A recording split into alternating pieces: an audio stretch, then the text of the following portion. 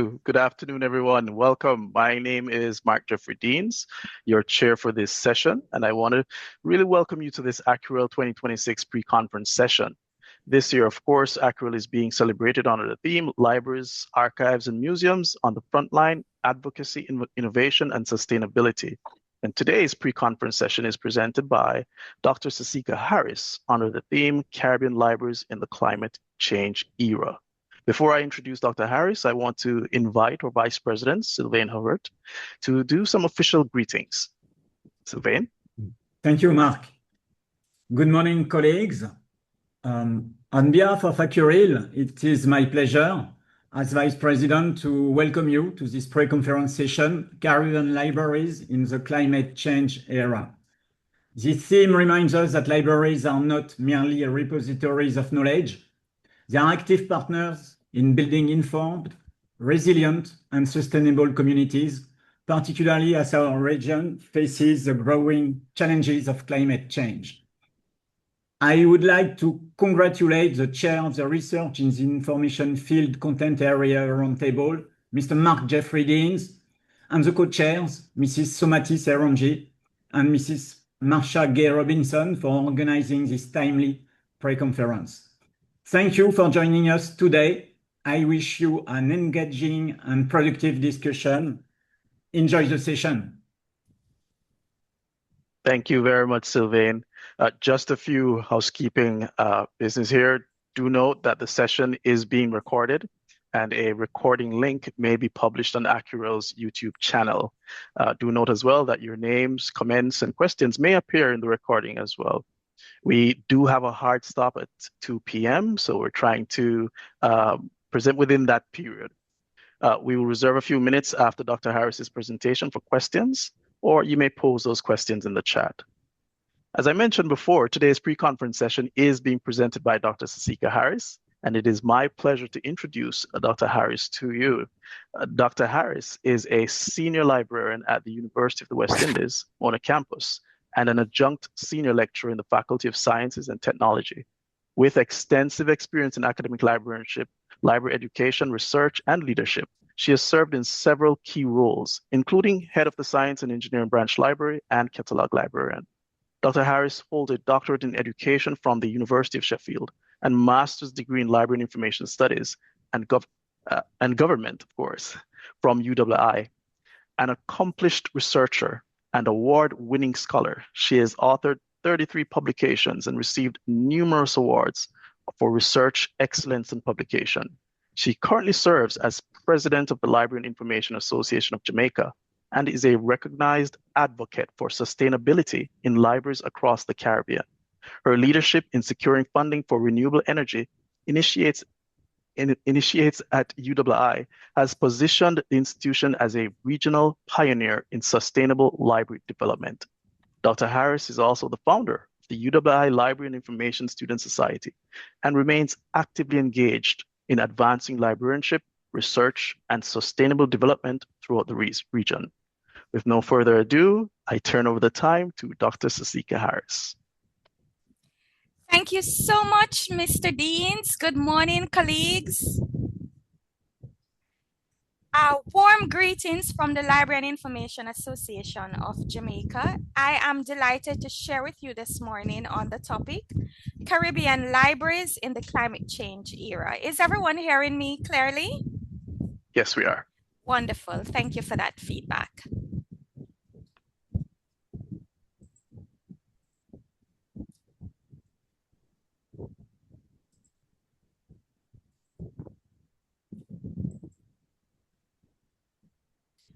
And so this afternoon, we're going to be looking at the context for this presentation. And in this regard, we'll look at the Caribbean, sustainability, SDGs, and sustainable library initiatives. We will then look at the state of Caribbean climate, the impact of climate change, and in that regard, we will zero in on Hurricane Melissa and the Jamaican libraries. We will then look at implications and future and end with some conversations. The context. The Caribbean is a diverse region located within the Americas, consisting of about 30 plus countries, including a group of tourist destination islands surrounded by the Caribbean Sea. There are various geographical divisions within the Caribbean. For example, we have the Greater Antilles and the Lesser Antilles. We also have the Windward Islands and Leeward Islands, English speaking, Dutch speaking, and French speaking, and many more categorizations. Also, while the Caribbean region shares a similar history and culture, there are general heterogeneities amongst the islands.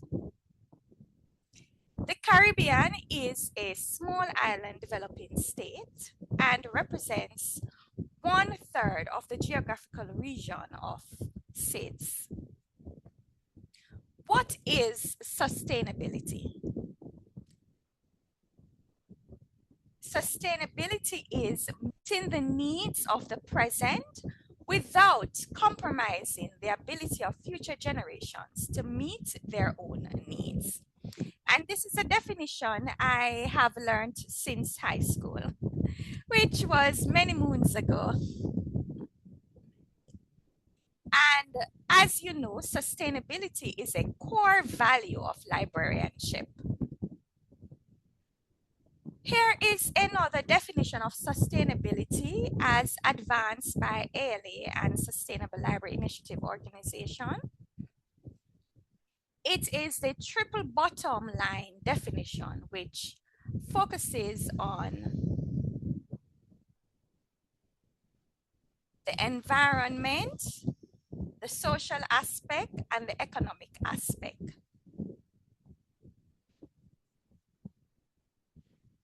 Sustainability has a number of pillars, and depending on the source you read, you may see 4 pillars, 3 pillars, 6 pillars, or 7 pillars. Today, I'd like to introduce you to the 4-pillar aspect of sustainability: human, social, economic, and environmental. The context for today's presentation is the SDGs, and prior to the SDGs, we had the Millennium Development Goals, which we are all familiar with. And out of the subsequent to the Millennium Development Goals, we have the Sustainable Development Goals, which, as everyone is aware, comprise 17 key goals. Climate change is a menacing disability to Caribbean libraries and the communities we serve, particularly because of our geography, culture, economy, and weather patterns, with annual hurricanes and storms and expectation.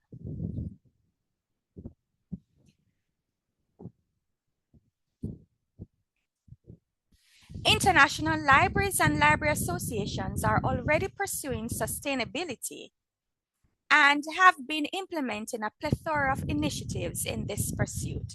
For example, in the United States of America, the American Library Association implemented sustainability as a core value from as early as 2017. The American Library Association, in partnership with Sustainable Library Initiative, co-authored the National Climate Action Strategy for Libraries Implementation Guide, which is a useful guide for libraries interested in implementing climate action. Within Europe, the International Federation of Library Associations, IFLA, embraced sustainability. IFLA instituted a sustainability section called NCLIV, developed to encourage librarians to inspire their communities into environmentally sustainable way of action by providing materials on green librarianship, giving voice to green librarians and projects worldwide, leading by example and offering a discussion forum. IFLA has also implemented a climate change and biodiversity working group to advance this mission. And IFLA's working group on climate change and biodiversity was reconstituted in March 2017. And in 2019, IFLA's working group on climate change and IFLA's Committee on Climate Adaptation developed a climate action plan for the period 2019 to 2021. Also, within Europe, the European Bureau of Library Information and Documentation Associations implemented a 2025 to 28 three-pillar focus, which includes sustainability. And at their 34th Council and Conference in April of this year, they focused on sustainability as well. Now, what about us in the Caribbean? Well, in the Caribbean, LAT, in partnership with EBSCO, has implemented the Alice Providence Lounge Sustainability in Libraries Award. And ACURIL at this conference, the theme focuses on sustainability. So kudos to LAT and ACURIL. Dr. Harris, just a quick preview. There's something in the back of your microphone. Maybe something is blowing. Sure. Okay. Just to let you know. Is that better? Yes. Okay, great. And on February 6, 2026, LIAJA announced its theme, Libraries Co-powering Sustainable Communities to Thrive in the Climate Change Era, and in so doing has joined the climate action sustainability work. And one of the key initiatives of LIAJA in this regard is our Small Island Developing States Sustainable Library Initiative webinar series, which was launched on April 22, 2026. And come July 1st, we will be at webinar series number 3. So I look forward to everybody's participation for our next webinar, which will be on July 1st. And this is held every first Wednesday in the month, but we took a break for June because of ACURIL. And we will take a break in August, which everyone normally goes on vacation leave. So this is a lineup of what we've done so far and what is to come.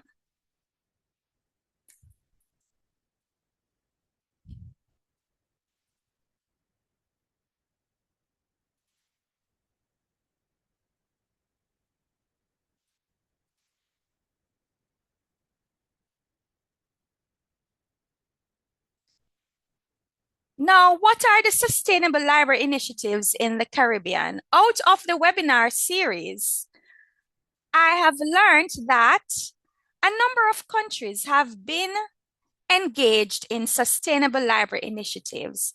And here is a snapshot of what some libraries within the Caribbean have been doing in respect of the various SDGs. So for SDG 1, no poverty, we definitely have some work to do in that regard, or it could be that, well, we do have some missing countries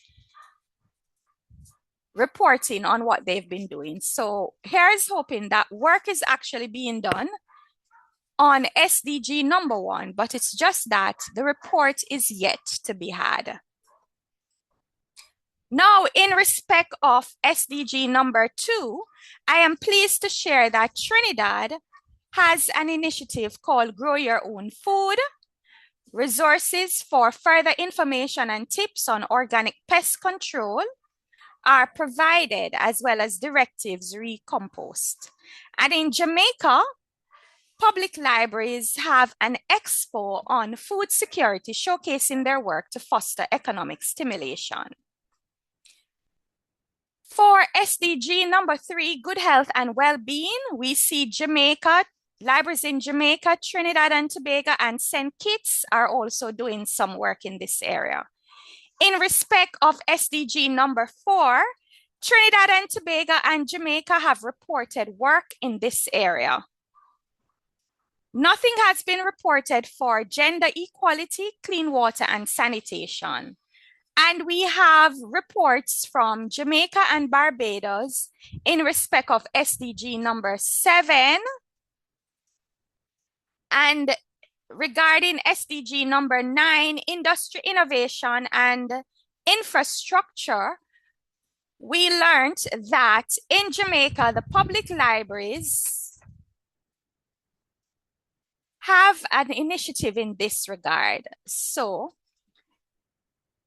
they give tours on renewable energy in partnership with BMR.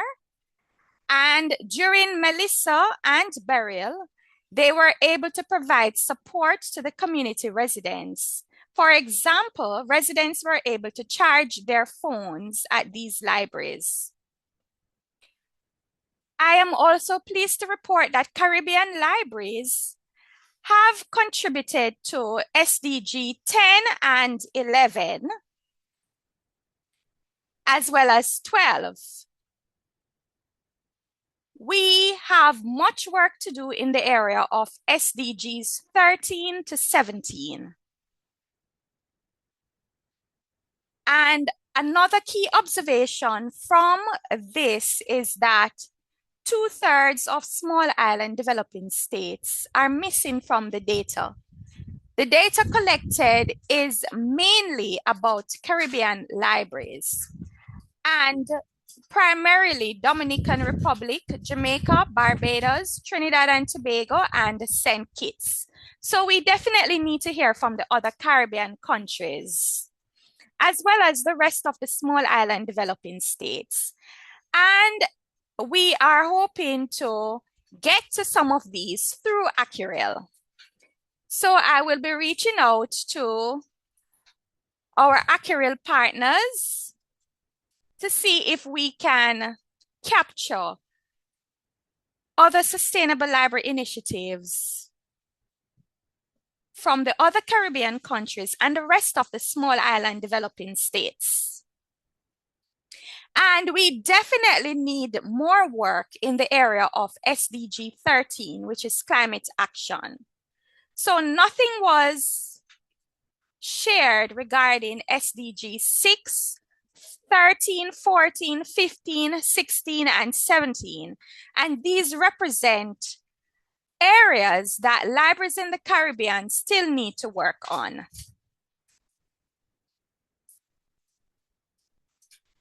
And specifically, we need to work on climate action because of our location. And at the end, I'll share this link and I'll ask persons who have not yet shared during our webinar series to just share with us what your library has been doing so that we can add to the inventory to showcase the work of small island developing states libraries in the Sustainability Development Initiative. And so we definitely need to focus more on climate action. Climate action is mitigation and adaptation plus climate justice. And I will share a little more on this in a bit. Why the need for climate action? Well, climate change has negatively impacted Caribbean communities. Climate change refers to long-term shifts in temperatures and weather patterns. Human activities have been the main driver of climate change, particularly due to the burning of fossil fuels like coal, oil, and gas. Why we need to focus on climate action? The predictions from climate scientists are alarming. We also need to focus on climate action because of the vulnerable state of Caribbean climate, and I will share more on that in a bit. Each profession, including librarianship, and especially librarianship, must own its work in the climate change crisis.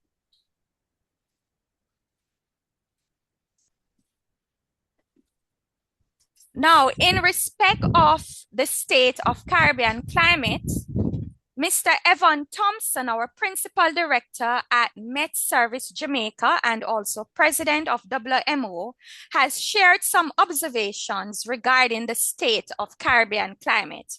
These include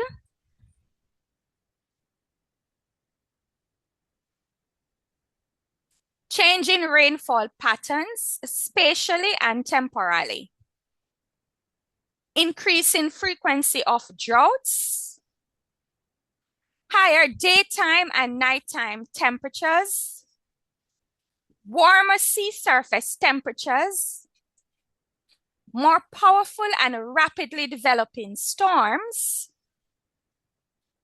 and record-breaking extremes hit the entire region. According to Mr. Thompson, 2024 was among the 2 warmest years on record.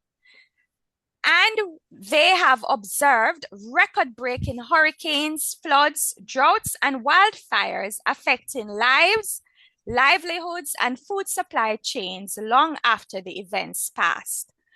Earliest Category 5 hurricane on record with Beryl in June 2024.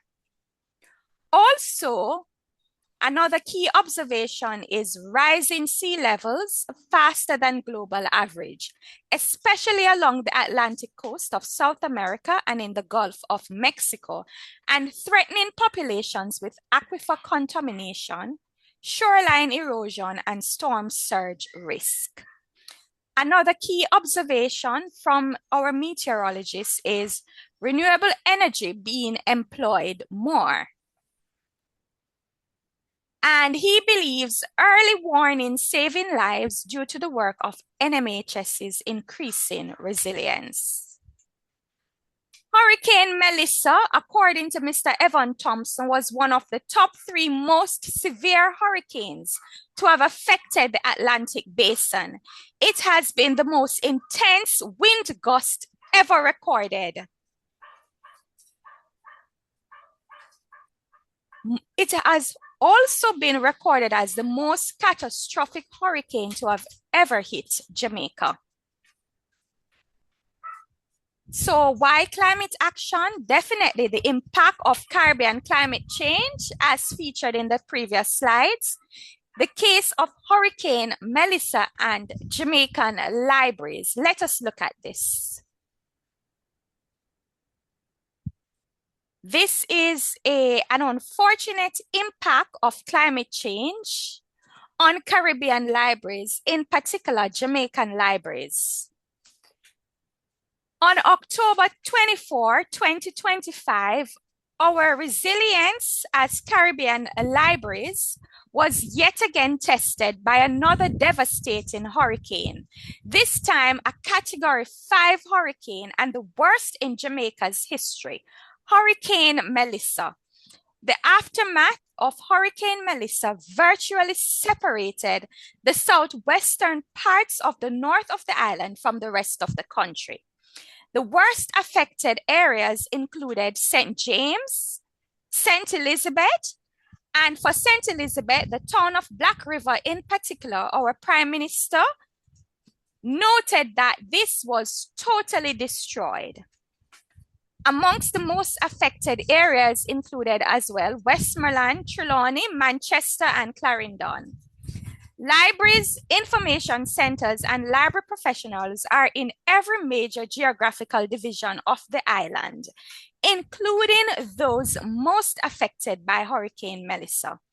There has been, as a consequence, full or partial disruption in telecommunications, power and water supply, severely limiting communication and information, the bedrock of our profession. And to date, as we are getting ready to face another Atlantic season, There are still communities without electricity as a consequence of Hurricane Melissa in Jamaica. Now, data was collected using survey and document analysis of documents received from the Jamaica Library Service, courtesy of the Director General, Miss Maureen Thompson, and the Senior Director, Miss Kishma Simpson, and also from a report from the Ministry of Education, Youth and Culture on the impact of Melissa on schools. Now, initially, this survey was pilot tested on the executive members of LIAJA, and key omissions were identified and corrected. Then this survey was open to the membership of LIAJA to complete. Now, this survey was launched just after Hurricane Melissa, and of course, with the disruption in telecommunications, the return rate was extremely low. Consequently, I employed purposive sampling, thereby targeting specific individuals who I thought would be knowledgeable. So for example, for the various groupings within the profession, I targeted a key person for academic libraries, a key resource person who would know about special libraries, and for public libraries, I contacted the Jamaica Library Service, which has leadership of the public library network in Jamaica. And they were able to provide a single written report on the impact of public libraries, on the impact of Hurricane Melissa on public libraries. I have since pointed out to them that I did not see anything in the report on school libraries, which they also have oversight of, and I've asked them to share on the impact of Hurricane Melissa on school libraries. So that information is forthcoming. In the interim, I contacted one school librarian to share what she knows on the impact of Hurricane Melissa on school libraries. And so all of that form part of what I'll be sharing with you today. And as I mentioned earlier, I also received data from Mr. Evan Thompson, Principal Director for the Meteorological Service in Jamaica and President of the WMO Regional Association, which formed the content for the slides on the state of Caribbean climate. So that was not from my knowledge, it was from a meteorologist's observation. Now, the survey instrument that we use, this is the link. I will share this in the chat as well. Now, using the purposive sampling technique, I received 11 responses, 7 representing academic library type, 1 archives, 1 from the National Library, and 1 representing public libraries and school libraries. Now, Hurricane Melissa and the Jamaican libraries. Now, this is a map of Jamaica showing the geographical divisions, which we refer to as parishes. And if we have persons online from the United States, you would refer to parishes as counties. So this map shows the geographical division of Jamaica. Now, subsequent to Hurricane Melissa, we were essentially severed in 2 parts, as demonstrated by the red line. So the left half of the country was most impacted and the right half was least impacted. Now, the geographical location of the libraries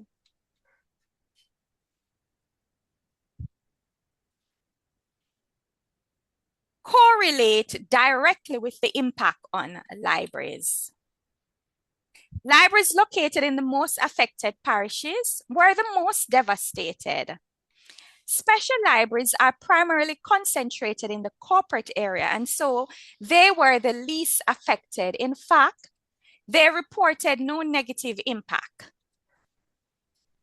Any library type in the most devastated areas were too impacted accordingly. So for example, one public library in St. Elizabeth was completely destroyed. And here is a graph of the most and least impacted library types. So public libraries were the worst affected and special libraries were the least affected. Following public libraries, we have school libraries and then academic libraries. Now, because public libraries were the most impacted and because I received such an extensive report from Jamaica Library Service through Ms. Maureen Thompson and Ms. Kishma Simpson, I am able to share with you these details, and they have given permission for these details to be shared, provided that due credits were given. So the Jamaica Library Service has oversight of 109 public libraries in Jamaica, and all 109 public libraries were impacted by Hurricane Melissa. 44 sustained low damages, including the headquarters in Kingston. 59 public libraries sustained moderate to severe damage, and 6 were catastrophic. And of course, these were in the most affected areas of the country: St. Elizabeth, Louisville, Cambridge, and Springfield. And some of these are in the parish of St. James, and many persons know Montego Bay, which is in the parish of St. James. Now, based on the report submitted, we learned that invaluable library collections in excess of 30,000 volumes, including Caribbean and reference materials, children's collections, and historic community archival records have been destroyed. Destruction of vegetation loss, roof failure, and water intrusion were also reported. Compromised building structures, fixtures, and essential equipment. Information, communication technology infrastructure critical for digital access were also destroyed. Collectively, damage to these assets exceeded over 500 million Jamaican dollars. Amongst the hardest hit public libraries was the St. Elizabeth Parish Library, established in 1944 as one of the original libraries that formed the nucleus of the National Library Service. Now, in addition to other parish libraries have suffered significant damage, including those in Westmoreland, Hanover, Trelawney, St. James, and St. Anne. And of course, these were the hardest hit areas.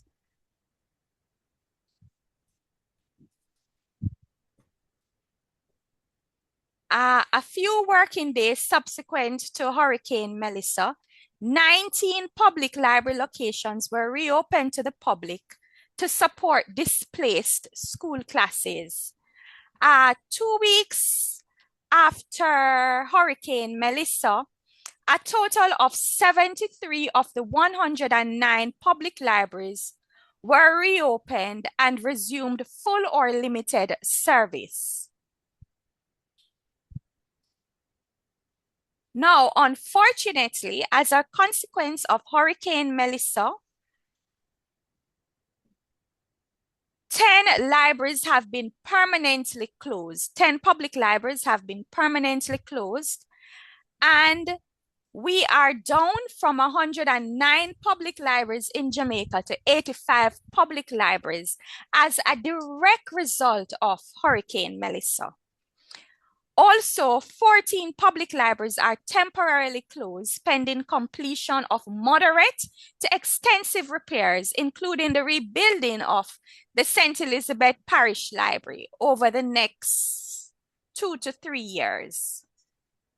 Now, in respect of school and academic libraries, the government reported that more than 600 educational institutions sustained damage during the passage of Hurricane Melissa.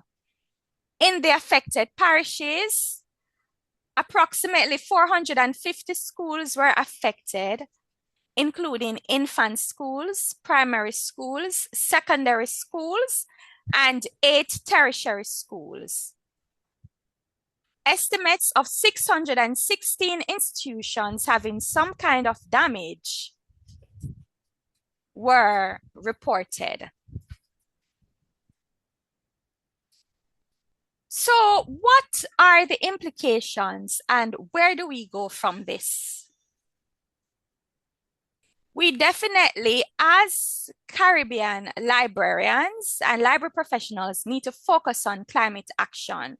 We definitely need to create climate smart libraries, and we need to implement strategies to make our profession climate smart, particularly since we will definitely have to deal with hurricanes annually. In fact, we are currently experiencing the effects of El Nino.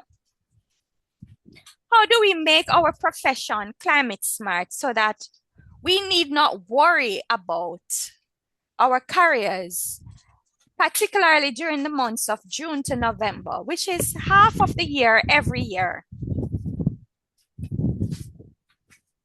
And as I shared earlier, climate action includes mitigation, adaptation, and climate justice. And what is this? Climate change mitigation looks, for example, at net zero greenhouse gas emissions, reduction in carbon footprint, developing climate smart libraries and communities. Climate change adaptation, contribution, and community resilience focus on strategies to help the library resume operations after a severe weather event, an extended power outage, or a disruption such as a cyber attack. It also looks at building up a community's resilience before disruptive events occur. And what we can do as libraries, we can implement initiatives focusing on climate change mitigation. We can set strategic targets to focus on climate change adaptation, contribution, and community resilience. Or we can look at the third aspect of climate action, which is climate justice work, which acknowledges disadvantaged communities that have experienced the most damage from climate change. And when we think of disadvantaged communities, we think of the elderly, for example, persons with disabilities, children,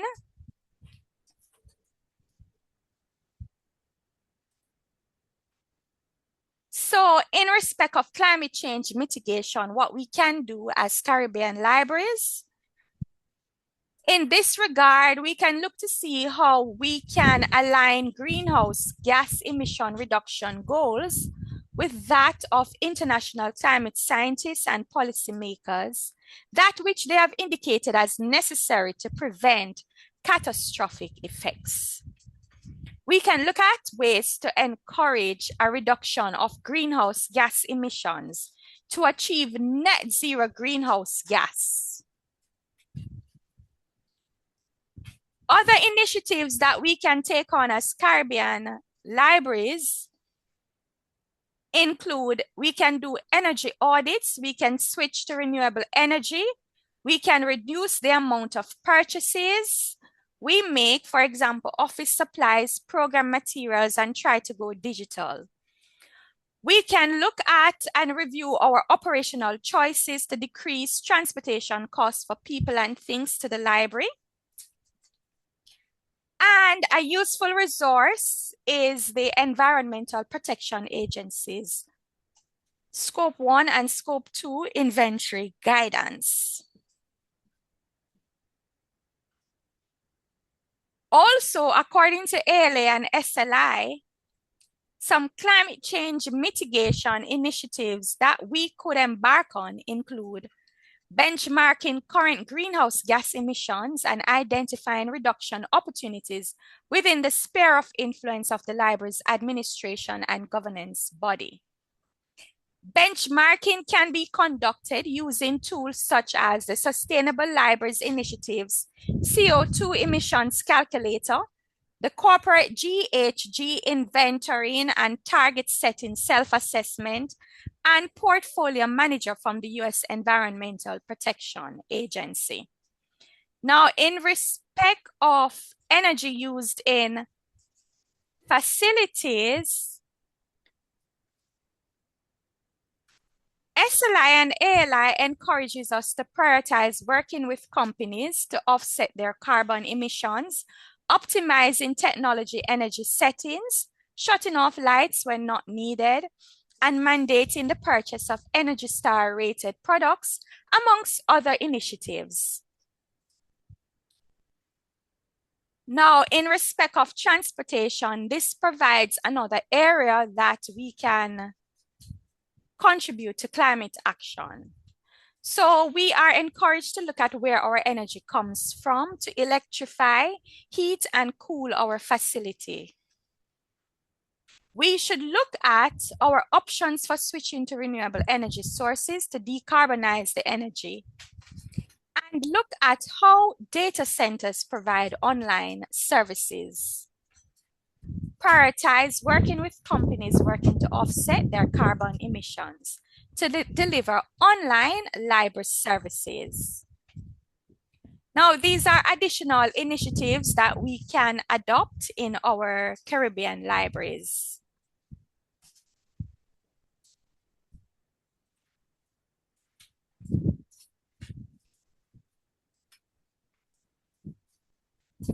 And in respect of waste streams, these are additional initiatives recommended by ALA and SLI.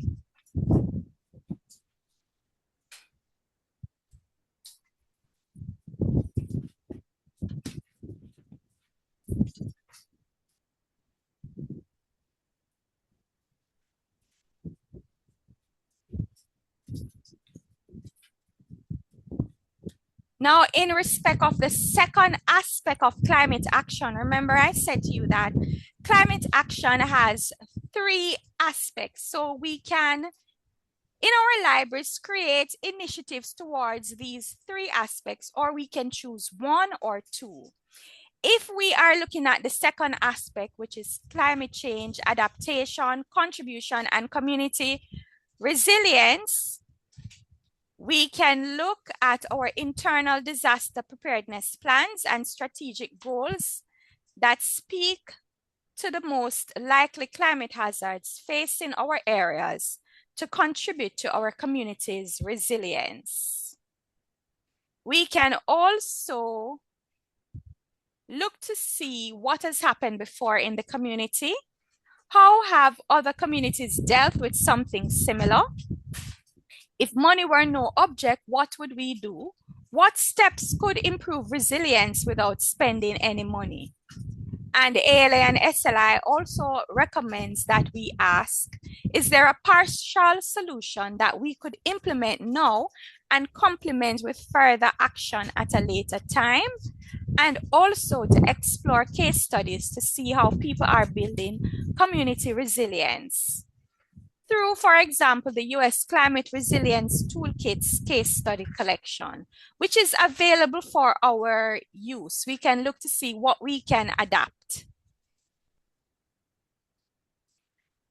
And these are some additional initiatives to support climate change adaptation, contribution, and community resilience. And we can learn more about the most likely climate hazards for our Caribbean region through, for example, the Climate Studies Group at the University of the West Indies, MONA, as well as the US Climate Resilience Toolkit and their Climate Mapping for Resilience and Adaptation tool. Again, some additional food for thought for our Caribbean libraries as we seek to actionize climate action.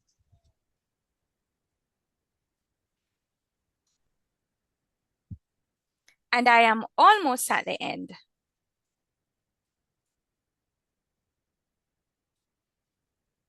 Libraries can provide valuable assets that help to build community resilience in the face of disruptive events amplified by climate change. For example, strategies to help the library resume operations after severe weather. Community resilience work takes many forms, including strengthening the food supply chain, creating redundancies in communication systems, building relationships with local emergency management officials, allowing for library infrastructure to become part of emergency management solutions in the form of, well, for us, cooling stations, serving as resource drop-off and pick-up points. Now, at LIAJA's next webinar series, we will look at some other initiatives that we can implement towards climate action and sustainability in general. So I encourage you to be a part of this on July 1st, 5 p.m. Eastern Time. Now, if you're interested in climate justice work, which is another aspect of climate action, according to ALA and SLI, we can develop relationships with local community organizations working on climate justice to empower a deeper awareness of the intersection of human and civil rights. So the essential question is really looking at how can the library serve the disadvantaged communities, for example, women, children, persons with disabilities, and older people. How can we serve these persons during this climate change era? And we can think of multiple strategies that we can implement in this regard. Dr. Harris, just to remind you, we have just a few minutes left. Yes, thank you so much. You're welcome. And so to recap, climate action focuses on these three broad areas, and in your library, you can come up with initiatives for each area or for your preferred area of choice. Climate change mitigation being one area, another area, climate change adaptation, contribution, and community resilience. And the third area is climate justice work. Now, what are your libraries already doing to advance climate action? How can you advance climate action in your library community? Which aspect of climate action can you contribute to? Will it be climate change mitigation, or will it be climate change adaptation, contribution, and community resilience? Or will it be climate justice work, or will it be all three?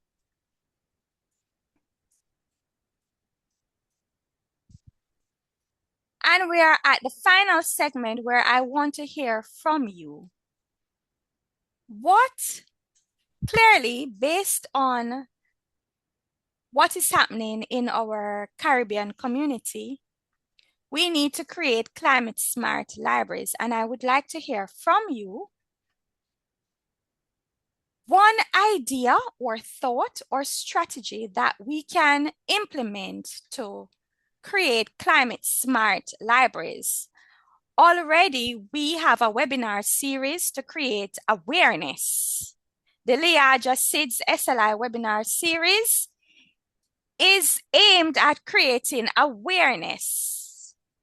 So what else can we do? And chair and co-chair, can we hear from our participants?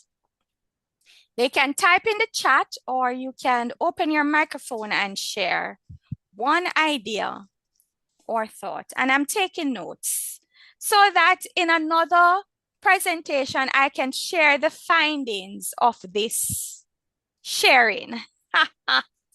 As you would have benefited from the Sustainable Library Initiatives table I shared earlier, and that was out of our SIDS SLI webinar series. So please, let me hear from you. What do you think we can do to achieve a climate smart Caribbean library? What is one thing that we must do? Anybody? I think there's a response in the chat.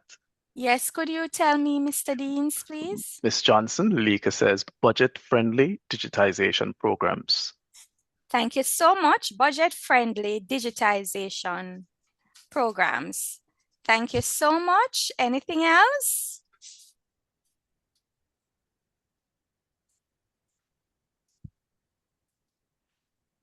Dr. Harris, if it's okay with you, I will just ask the others to post those responses in the chat. Pre-disaster planning from Aisha Duval. Pre-disaster planning. Pre-disaster planning, yes. Anything else in the chat, Mr. Deans? Not at the moment, but we invite them to do so. We have a hard stop at 1:55 p.m. Yes. Risma Becer, I hope I pronounced the last name correctly, said organize events to strengthen cohesion in communities, example, planting trees. And Nyala says business continuity plans. Thank you. Any other suggestions for how we can create Caribbean climate smart libraries? Christina Fullerton says passive cooling and natural ventilation in architecture design. Passive cooling and? Passive cooling and natural ventilation in architectural design. And there are a few more collaboration across the library sector from Lika, create strong partnerships, Stacey Ann, Gentles Dixon, and Risma again says architecture, or architecture, yes. Okay, thank you so very much. And I would like to share this link in the chat so that persons, if you have not yet contributed to the SLI inventory, I invite you to do so we can record what we are doing in the Caribbean.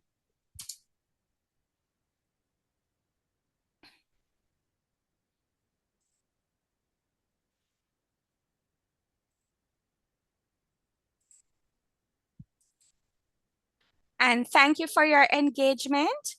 Wishing us a safe and uneventful 2026 Atlantic season. Good afternoon. Over to you, Mr. Deans. Thank you, Dr. Harris. Really grateful for those current data, practical examples, and valuable perspective that you have shared. You've highlighted some challenges and opportunities facing libraries in climate change and what we can do to work towards greater sustainability and resilience. And so this time, I'll just read one. There are two questions I wanted to get to quickly in 2 minutes or 1 minute. Aisha Gonzalez she's asking if this is going to be published in a paper as an article. And Sonia Reese wanted to know if St. Lucia can be added to the data bank as well. Certainly, definitely, we want to hear from all the Caribbean countries. We want to hear from the entire small island developing states, and not just the Caribbean, but the rest of the other 2/3 of the SIDS. Wonderful, yes, wonderful. Mr. Deans, you may share my email address. You can send to liajapresident@yahoo.com or sasikiaharris@gmail.com or sasikia.harris@ue.edu. Wonderful. Please let us have please complete the SLI inventory. The link is in the chat. We want to have more Caribbean countries represented, please, and thank you. Beautiful. So as we thank you, Dr. Harris. Really grateful for your presentation, and colleagues, really grateful for you attending this session. We have 2 more pre-conference sessions that we have to. I'm inviting you to attend as well. So as we continue our journey towards ACURIL 2026, We invite you to encourage you all to reflect on today's discussion, consider how we can apply these practical applications Dr. Harris shared with us today. Thank you again, Dr. Harris, and to everyone who attended. We look forward to seeing you at future ACURIL events and at ACURIL 2026 conference. Have a wonderful, wonderful rest of the day. Thank you, Thank and you. you also. Bye, everyone.